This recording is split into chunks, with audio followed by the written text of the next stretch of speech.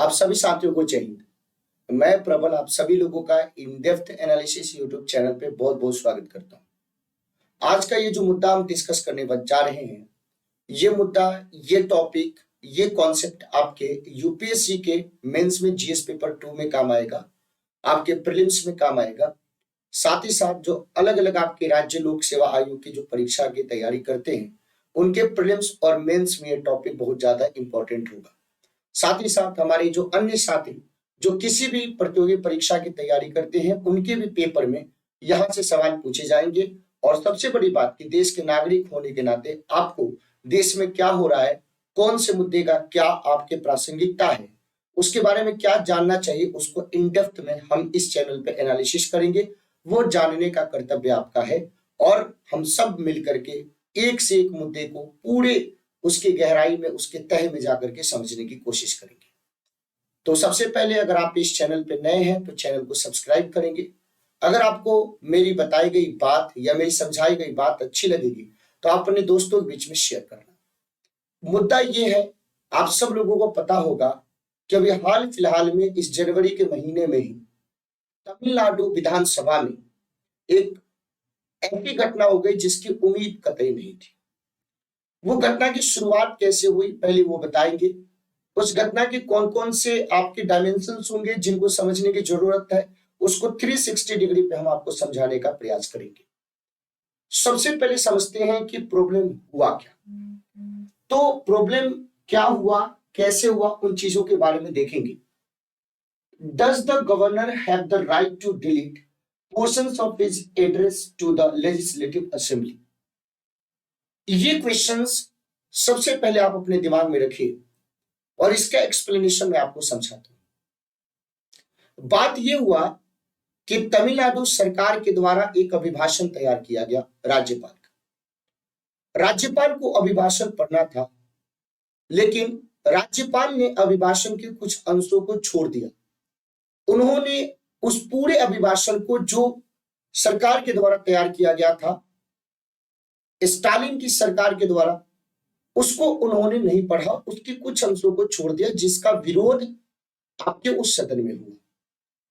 जब विरोध होने लगा और विरोध के बाद मुख्यमंत्री एमके स्टालिन ने सदन में राज्यपाल के खिलाफ प्रस्ताव लाया और फिर से जो सरकार के द्वारा जो अभिभाषण तैयार किया गया था उसी को रिकॉर्ड में रखने के लिए कहा। जिसके बाद तमिलनाडु के राज्यपाल आर.एन. रवि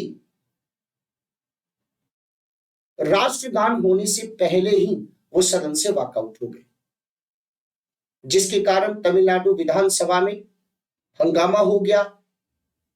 वहां के सदस्यों ने सरकार के तरफ से जो आपके सदस्य थे निर्वाचित विधायक, उन्होंने आर.एन. रवि को एक तरीके से टारगेट किया, उनके विरोध में स्लोगन लगाए। तो आज हमारा ये मुद्दा है कि क्या जो अभिभाषण आपकी सरकार के द्वारा तैयार करके सदन के समक्ष रखा जाता है,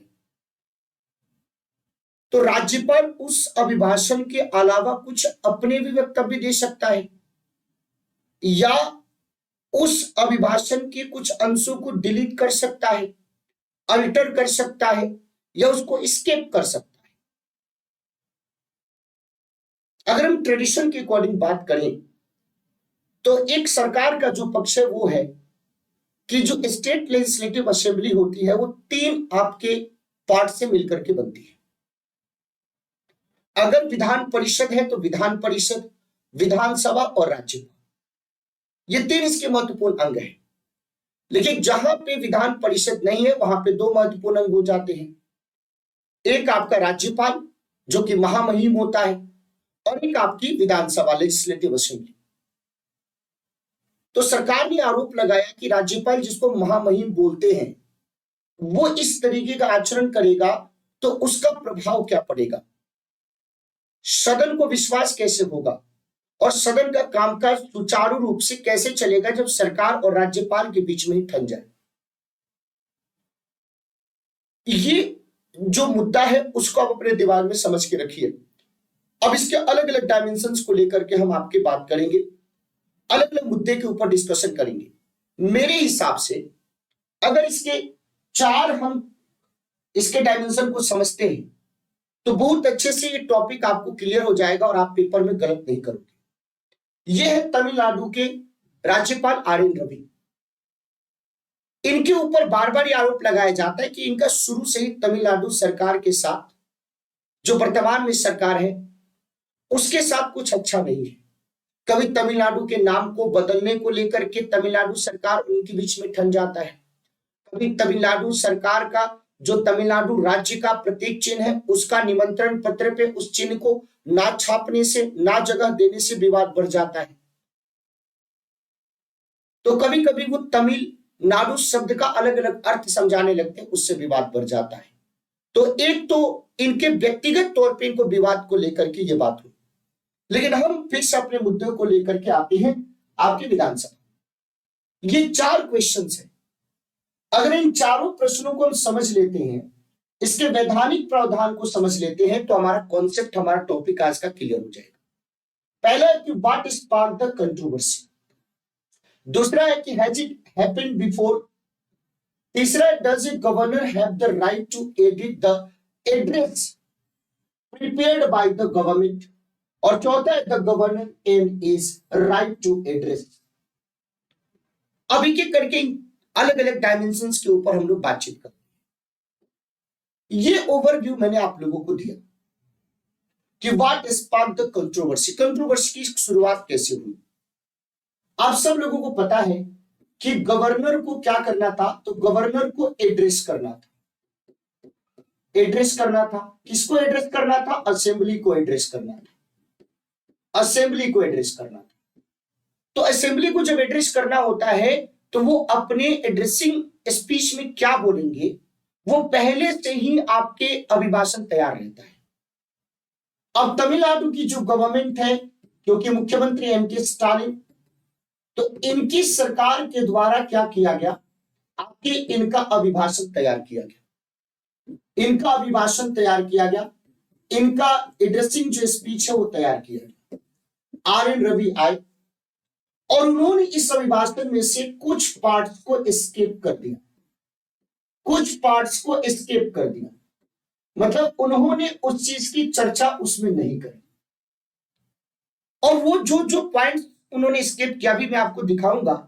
कहीं ना कहीं जो आपके द्रविडियन मूवमेंट है उसको दरकिनार करने का आरोप आर एन रवि पे लगाया गया, जिसके चलते यहां के जो इलेक्टेड मेंबर्स थे उन इलेक्टेड मेंबर्स के द्वारा राज्यपाल के इस अभिभाषण और इस आपके कदम का विरोध किया गया। अब एम के स्टालिन क्या करे, वो एम के स्टालिन राज्यपाल के समक्ष विधानसभा अध्यक्ष के सामने एक उन्होंने प्रस्ताव रखा। राज्यपाल को हटाने का प्रस्ताव उन्होंने नहीं रखा, बल्कि उन्होंने ये बात बोला कि जो राज्यपाल के द्वारा जो अभिभाषण दिया गया है उसको रिकॉर्ड में ना रख करके जो मूल भाषण, जो मूल आपके अभिभाषण जो तैयार सरकार के द्वारा किया गया है उसको रिकॉर्ड में रखा जाए। ऐसा होते ही ये जो आपके गवर्नर हैं आर एन रवि, उन्होंने सदन से वॉकआउट कर दिया। उन्होंने सदन से वॉकआउट कर दिया। उन्होंने सदन से वॉकआउट कर दिया। अब एक बात, पहले क्या था भाई, सुनो ये बात। अब स्टेट में अलग अलग जगह पे गो आउट रवि का पोस्टर लगने लगा। अब ये जो सरकार है और इनके प्रतिनिधि, इस बात का रिपोर्ट उन्होंने राष्ट्रपति द्रौपदी मुर्मू से कर दिया। यानी ये जो आपके कंप्लेन है, ये जो रिपोर्ट है कि भाई राज्यपाल ने ऐसे किया है, ये अब प्रेसिडेंट को पहुंच गया। और जैसे ही प्रेसिडेंट को पहुंचा, ये मसला आपका नेशनल हो गया, राष्ट्रीय हो गया।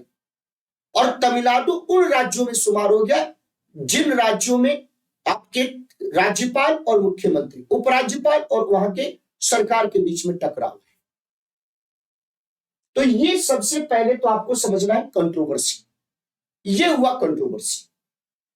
अब हम इसके दूसरे डायमेंशंस को देखने की कोशिश करते हैं। आप देख लीजिए, जो हमने बोला उसका प्रूफ देख लीजिए कि आर एन रवि यहां पे अभिभाषण पढ़ रहे हैं और यहां पे आपके जो विधायक है उनके द्वारा इनका विरोध किया जा रहा है। फिर अब आपके अंदर क्वेश्चन होगा कि सर क्या इससे पहले ऐसा हुआ है क्या कि मतलब तमिलनाडु के अलावा कोई और ऐसी विधानसभा हो जहां पे इस प्रकार के एग्जाम्पल आपको देखने को मिलते हैं। तो जहां पे ऐसे एग्जाम्पल आपको देखने को मिलते हैं वो दो आपके एग्जाम्पल है जो मैं आपको बताना चाहता हूं। एक एग्जाम्पल आपको 1967 में राजस्थान में देखने को मिलता है, एक एग्जाम्पल 1965 में वेस्ट बंगाल में देखने को मिलता है। कमोबेश ऐसी स्थिति कुछ उत्पन्न हुई जिसके चलते राजस्थान के उस समय राज्यपाल हुआ करते थे संपूर्णानंद, उन्होंने भी वॉकआउट कर दिया था। और फिर 1965 में वेस्ट बंगाल में भी ऐसी स्थिति हुई जिसके चलते वहां की राज्यपाल पद्मजा नायडू, उन्होंने भी वॉकआउट कर दिया था। तो ये कोई नया एग्जाम्पल नहीं है, लेकिन डेमोक्रेसी में, हमारे लेजिस्लेचर में, हमारी कॉन्स्टिट्यूशन में इस तरीके के कदम का कहीं पे भी जगह नहीं दिया गया है। तो अगर आपके अंदर क्वेश्चन होगा कि ये क्या इससे पहले हुआ है, तो हुआ है, ये कोई नया नहीं है, लेकिन इन दशकों में ये पहला एग्जाम्पल देखने को मिलता है। अब आप बोलो कि सर ऐसा होता क्या है? तो ऐसा होता है लाइक माइंडेड मैंडेट के कारण। अब जैसे मान लो कि केंद्र में, सेंटर में आपकी सरकार है किसकी? बीजेपी की, और स्टेट में यानी तमिलनाडु में किसकी सरकार है? डीएमके और कांग्रेस की सरकार। आज तक तमिलनाडु में बीजेपी अपने आप को स्ट्रेंथन नहीं कर पाए। बीजेपी की जो आइडियोलॉजी है वो आरएसएस, हिंदुइज्म, इस प्रकार की आइडियोलॉजी है, और तमिलनाडु की जो आइडियोलॉजी है वो द्रविडियन मूवमेंट को आगे बढ़ाने, द्रविडियन आइडियोलॉजी को आगे बढ़ाने का मूवमेंट है। अब इनके अकॉर्डिंग इनके नेता अलग है, इनके नेता अलग है। अब मैं आपको ये दिखाऊंगा सबसे पहले कि कौन कौन से प्रोविजंस थे, कौन कौन से पॉइंट थे जिनको इन्होंने पढ़ने से मना कर दिया। उन पॉइंट्स में आखिर में था क्या? अब एक एक करके सारा पॉइंट तो याद हो नहीं सकता है, लेकिन एग्जैक्टली मैं आपको दिखाने के लिए ये सीधे तौर पे एक हमने वो प्रूफ लिया है और मैं आपको बता रहा हूं। देखिए यहां पे सवाल जो एक एक पॉइंट, सबसे पहले स्पीच का 12वां पॉइंट उन्होंने स्किप कर दिया। स्पीच का 12वां पॉइंट उन्होंने स्किप कर दिया। तो 12वां पॉइंट किसके बारे में? तो मेंस में तो यही बनेगा, मेंस में तो यही से बनेगा। अब 12वां पॉइंट में क्या था कि which talked about how maintaining law and order is the state's highest priority, कि कैसे हमें लॉ और ऑर्डर को मेंटेन करना है, ये हमारे स्टेट की सबसे बड़ी प्रायोरिटी है, और इन्होंने स्किप कर दिया। Omitted a portion of speech 12th point and how the state is doing everything possible to ensure that the state continues to be a haven of peace and tranquility free from any form of violence। यानी सीधे तौर पे इसमें क्या point था कि तमिलनाडु को शांति का स्वर्ग बनाना है, उसके लिए हमें क्या करना चाहिए, उन सारी बातों की चर्चा की गई थी कि तमिलनाडु में हिंसा की कोई जगह नहीं, तमिलनाडु शांति का स्वर्ग बन जाए, और साथ ही साथ कि भाई कैसे हम अपने लॉ एंड ऑर्डर को मेंटेन करें, कि ये हमारे स्टेट की फर्स्ट प्रायोरिटी होनी चाहिए। चलो भाई, एक ये हो गया। फिर अब आगे हम लोग बढ़ते गए, आगे बढ़ते गए, आगे बढ़ने के बाद फिर आ जाता है omitted the 64th point which discussed how the state's government responded to pandemic and natural disaster that occurred there। इसका मतलब क्या है कि अगर राज्य में किसी प्रकार का अकाल आ जाता है, किसी प्रकार की आपदा आ जाती है, तो उस समय सरकार किस प्रकार से रिस्पॉन्ड करेगी, इस भी पॉइंट को अभिभाषण में उन्होंने स्किप कर दिया। और सबसे बड़ा विवाद आपकी कब हो गया कि जब उन्होंने 65th point entirely the part the governor didn't read, तो जो पार्ट उन्होंने 65th पॉइंट में नहीं पढ़ा वो क्या एक्सप्लेन करता है कि this government is founded on the ideals of social justice, self respect, inclusive growth, equality, women empowerment, secularism and compassion towards all. इसका मतलब क्या है कि जितनी अच्छी अच्छी बातें हैं, जितनी आइडियल बातें हैं, उनको लेकर के ये सरकार आगे चलना चाहती है और उसी को ये अडॉप्ट करना चाहती है, उसी को वो बेस बनाना चाहती है। तो अब आपने बोला कि ठीक है, तो ये सारी आइडियोलॉजी किसी न किसी के हैं, तो एग्जैक्टली यहां पे वर्ड यूज किया गया था, following the principles and ideals of, उसके बाद पेरियार, अंबेडकर, उसके बाद कामराज, फिर उसके बाद ये जो पी अन्ना है, फिर उसके बाद अरिगना। इसका मतलब क्या है कि दक्षिण भारत के और देश के वो उन नेताओं का एग्जाम्पल ये दे रहे थे और इनके थ्रू इन सारे पॉइंट्स को डिस्कस करते हुए बता रहे थे, लेकिन राज्यपाल ने अपने अभिभाषण में इसको भी स्किप कर दिया। अब इसी को लेकर के यहां पे क्या हो गया भाई, विवाद हो गया। अब हम लोग आ जाते हैं अपने पॉइंट। तो समझ गए, ये दोनों पॉइंट आप समझ गए। अब तीसरा जो सबसे जरूरी पॉइंट है, does a governor have the right to edit the address prepare by the government. अब इसके लिए 4 आर्टिकल के एग्जांपल मैं आपको बता रहा हूं। 4 आर्टिकल, आप इसको ध्यान से समझना। एक आर्टिकल 174, एक आर्टिकल 176, एक आर्टिकल 176 2B और एक आर्टिकल 212। अब इन चारों को अगर एक बार में पढ़ के आपको सुना दूंगा तो आपको और ज्यादा ऑथेंटिसिटी लगेगा। ये जो किताब है जो आपके सामने है, ये भारत का संविधान है। मैं इसलिए इस किताब को लेकर के आपके सामने आया हूं क्योंकि मैं अपना शब्द नहीं, कॉन्स्टिट्यूशन में इसमें क्या क्या बोला गया वो शब्द पढ़ना चाहता हूं। आर्टिकल 174 में क्या बताया गया है, रफली मैं आपको समझाऊं तो राज्यपाल को यह अधिकार है कि वो सत्र को बुलाएगा, सत्र का अवसान कर देगा और विधानसभा को विघटित कर सकता है। इसके वर्ड को सुनिएगा कि राज्यपाल समय समय पर राज्य के विधानमंडल के सदन या प्रत्येक सदन ऐसे समय और स्थान पर जो वह ठीक समझे अधिवेशन के लिए आहूत करेगा, किंतु उसके एक सत्र की अंतिम बैठक और आगामी सत्र की बैठक के लिए तारीख के बीच में 6 माह का अंतर नहीं होगा। इसीलिए तो बताया जाता है कि 2 बैठक के बीच में 6 माह से ज्यादा का अंतर नहीं होना चाहिए। इसीलिए 1 साल में 2 सेशन का होना आवश्यक है। 3 करा लो, ये आपका एक अच्छा कदम है। राज्यपाल समय समय पर सदन का या किसी सदन का सत्रावसान कर सकेगा और विधानसभा का विघटन कर सकेगा। यह आर्टिकल 174 है। इसका मतलब क्या है कि अब बताओ, राज्यपाल के ऊपर इतनी बड़ी रिस्पॉन्सिबिलिटी है और राज्यपाल ही बुलाएगा, खत्म करेगा, विघटित कर देगा और राज्यपाल ही उस सदन में, जिस सदन का एक अभी हिस्सा है, महामहिम है, वो एक संवैधानिक पद पे बैठा हुआ और इस तरीके से राजनीतिक व्यक्ति के तौर पे काम करेगा तो संविधान की गरिमा को ठेस पहुंचेगा। आर्टिकल 175 देखिए, सदन या सदनों में अभिभाषण का यानी एड्रेस करने का और उनको संदेश भेजने का राज्यपाल का अधिकार। इसलिए राज्यपाल आ रहे हैं, अभिभाषण पढ़ रहे हैं, तो देखो ध्यान से सुनना। राज्यपाल विधानसभा में या विधान परिषद वाले राज्य की दशा में उस राज्य के विधानमंडल के किसी एक सदन में या एक साथ समवेत दोनों सदन ज्वाइंट सेशन में अभिभाषण कर सकेगा और इस प्रयोजन के लिए सदस्यों की उपस्थिति की अपेक्षा कर सकेगा। यानी आप आइए, हम आपके सामने बोलेंगे। आपने बोले कि चलो ठीक है।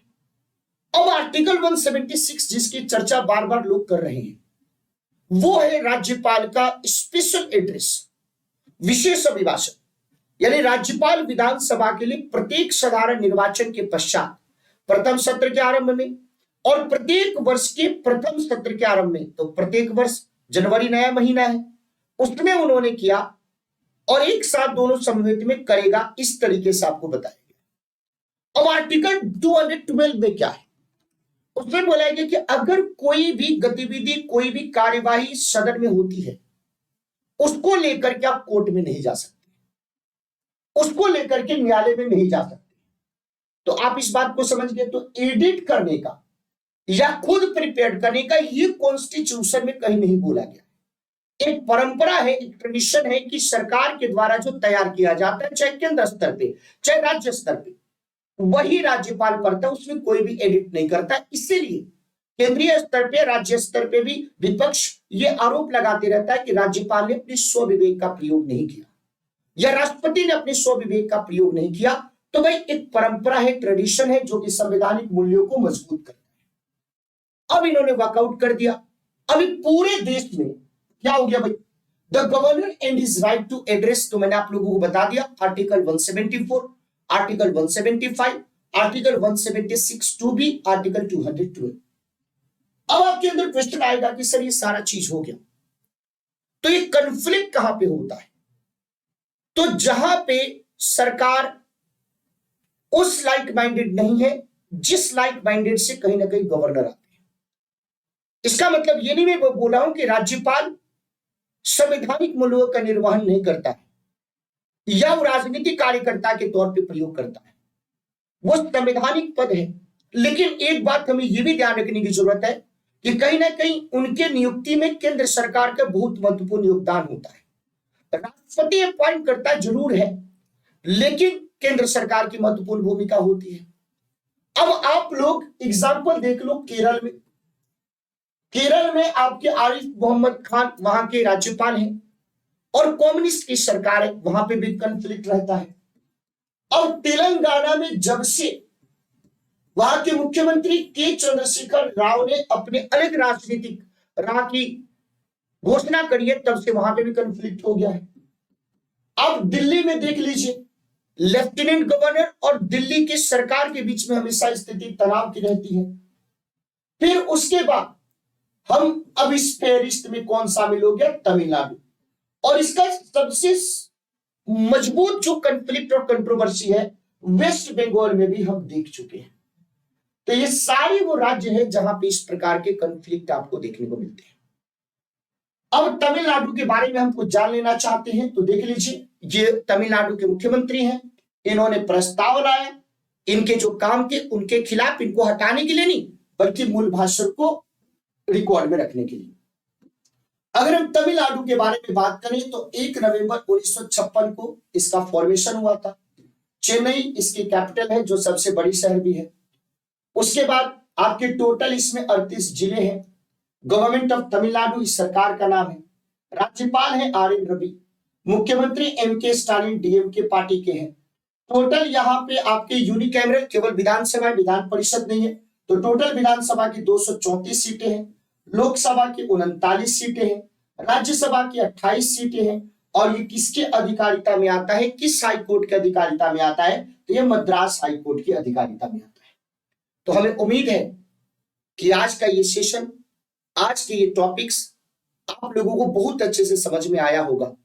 शायद इतने बेहतर तरीके से कोई और ना समझा पाए। मैंने अपना एक बहुत ही बेहतरीन कोशिश आपको इस टॉपिक को समझाने में करा है और सारे पहलुओं के ऊपर मैंने बहुत बारीकी से बात करा है, दोनों पक्षों को समान। और यह आप सब लोगों के लिए, दूसरों को खुद से आगे बढ़ते हुए मत देखो, प्रतिदिन अपने खुद के कीर्तिमान तोड़ो, क्योंकि सफलता आपकी अपने आप से एक लड़ाई है। अगर आप भी चाहते हैं ऐसे ही बर्निंग इश्यू, ऐसे ही करंट अफेयर, ऐसे ही टॉपिक्स आप लोगों तक पहुंचे इन डेप्थ में, तो आज ही इस चैनल को सब्सक्राइब करें और ज्यादा से ज्यादा अपने दोस्तों तक इस सेशन को पहुंचाएं, इस चैनल, इस परिवार को पहुंचाएं। और इस समय में जब पूरी दुनिया अपना भौकाल बनाने के चक्कर में लगी है, तो सादगी से चीजों को एक प्रॉपर वे में अरेंज करके आप तक, उसके तह में जाकर के आप तक पहुंचाने की कोशिश हमारी रहेगी, टीम प्रबल की रहेगी। तो मैं आप सब लोगों का बहुत बहुत धन्यवाद करता हूं। और ऑफलाइन कमेंट करके आप लोग ये बताना कि तमिलनाडु के पहले राज्यपाल और पहले मुख्यमंत्री का नाम क्या था। Thank you so much. जय हिंद साथी।